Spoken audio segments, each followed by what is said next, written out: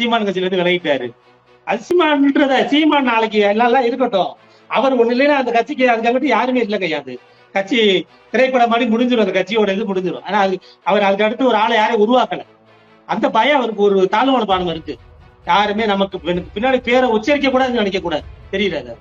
அதனாலதான் இந்த அம்மையார் ஜெயலலிதா இருக்கும் போது நினைச்ச நேரத்துல மாத்துவாங்க மாவட்ட செயலர்லாம். அந்த ஆளுங்கட்சியா இருக்கும்போது அதை செஞ்சாங்க. இவர் இன்னும் ஒரு சீட்ல கூட நம்ம கவுன்சிலர் சீட்டு கூட இல்ல. இவர் இப்பயே அதை விரும்புறாரு. நான் யார போறோட அவதே மாவட்ட செயலர், நான் யார போறோன்னா அவதே வேட்பாளர். இப்ப திருச்சியில இருந்து விலகினவங்கள என்ன சொன்னாங்க, வேட்பாளர் வருதுன்னா வேட்பாளர்ன்றது அந்த இதுல யார் அந்த பகுதியில் இருக்கவங்களை தானே நிப்பாட்டணும். இவர் சம்பந்தமே இல்லாம கட்சியில அப்பதே முதல் நாள் இறந்திருப்பான், அதை கொண்டு வந்து போடுவார்.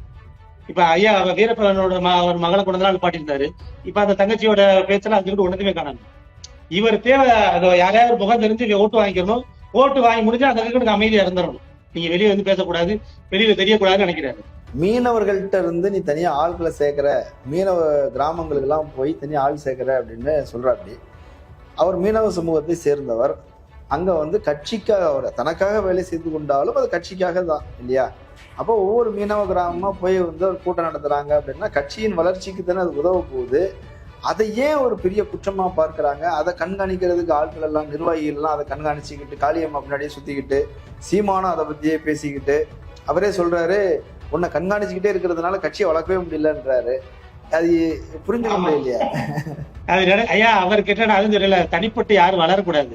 இப்ப நீங்க இப்ப சமயத்துல பாத்தீங்கன்னா சீமான் பேசுறதுக்கு கல்யாண சுந்தரம் கல்யாண சுந்தரம் பேர சொன்னோட நிறைய பேர் கை திட்டுவாங்க, அது நினைக்கும்.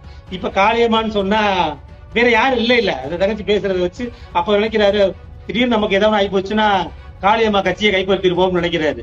ஆனா அவங்களும் மறைமுகமா எதுக்கு செய்யறாங்கன்றது ஆனா ஒரு சொல்ல பார்த்தா ரகசியமான குடும்ப முறை மாதிரி இருக்காங்க.